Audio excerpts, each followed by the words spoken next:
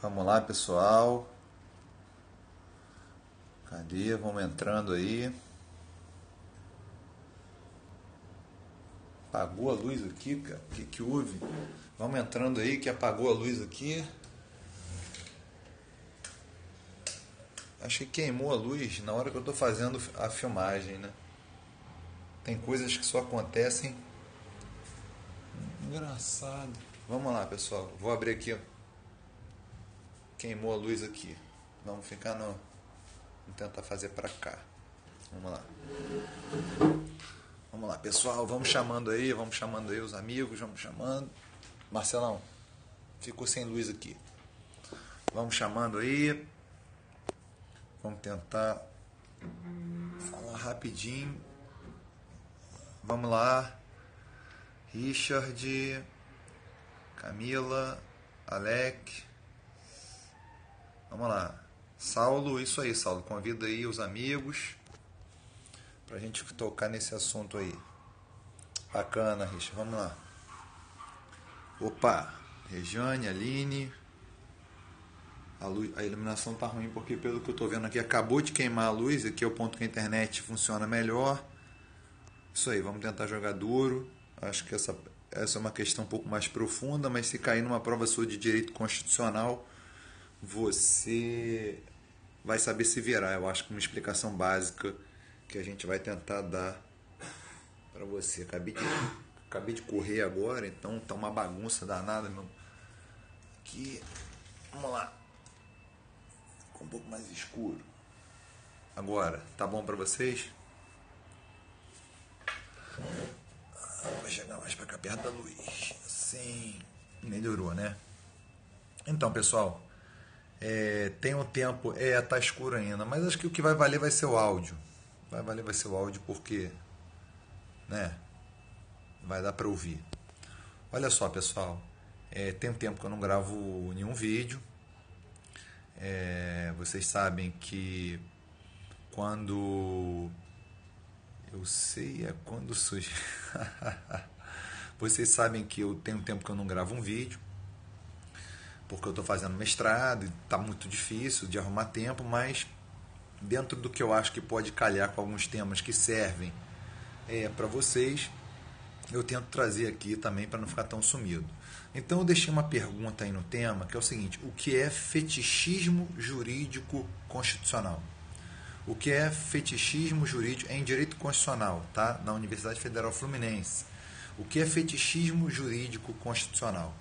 Pessoal, primeiro vamos ligar a ideia de fetiche, né?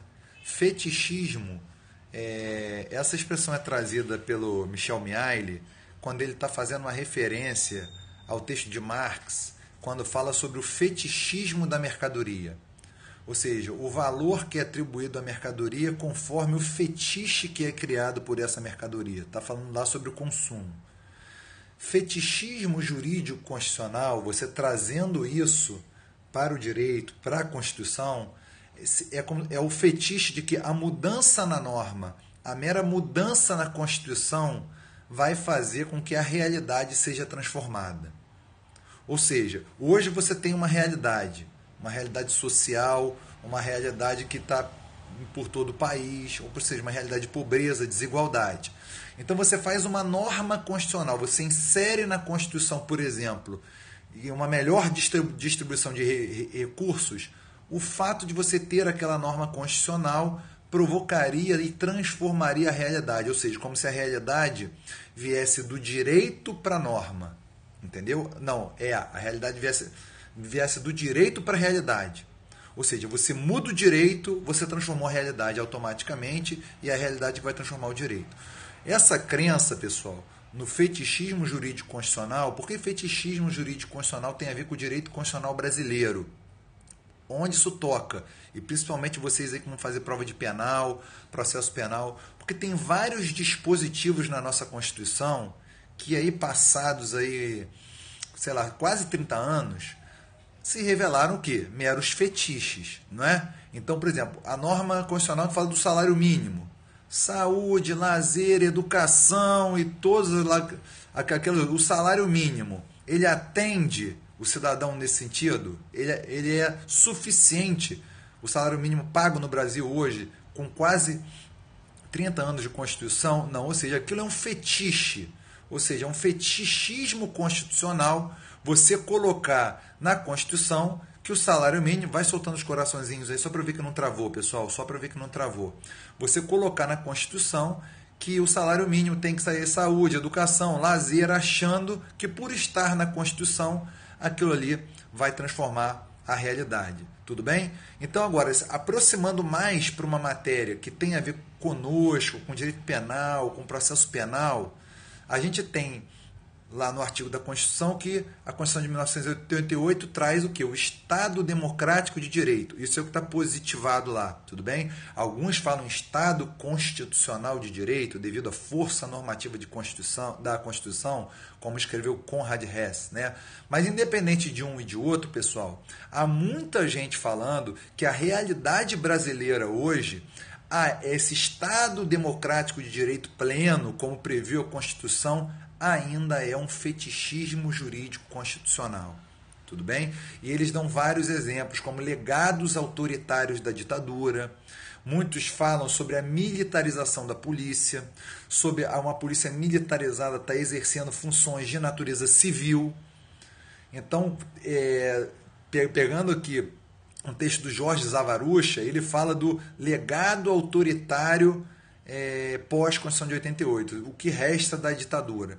Então, várias normas no Estado Democrático de Direito, que seria um Estado Constitucional de Direito, na verdade, na prática, para alguns autores, tem o quê? Prevalecido as razões de Estado.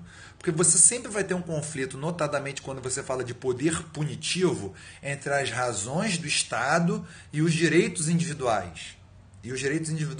Então, segundo Zaffaroni, que trabalha com a ideia de realismo marginal, e vários outros, o direito, você tem algumas formas de ver o direito, mas as principais são o direito enquanto valor e o direito enquanto realidade, na sua faceta realidade. Se você olhar o direito somente enquanto valor, e aí os que criticam essa visão, o valor ele é suscetível a debate. Aí quem vai para o debate é o quê?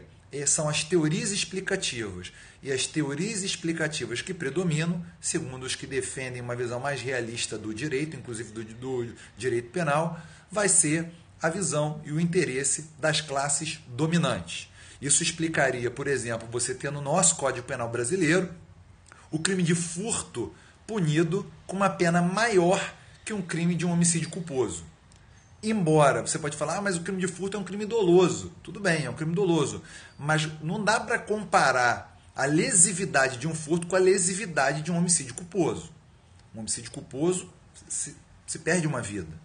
Mas por que, então, que o homicídio culposo tem a pena menor que o crime de furto? Esses que defendem que essa visão meramente valorativa do direito falam, olha, porque interessou a classe dominante, isso predominou na teoria explicativa, que o crime de homicídio, que ela também pode cometer, um homicídio culposo qualquer um é passível de cometer, seja no trânsito, seja um acidente, tivesse uma pena menor que um crime de furto. Como se a norma penal fosse dirigida para as classes mais pobres e menos abastadas. Então, esses fazem uma crítica do direito enquanto valor e entendem que o direito tem que ser olhado junto com a realidade. A realidade teria que ditar o sentido da norma jurídica. Então, você quer ver, por exemplo, a questão da pena, quem vai dar o conceito de pena?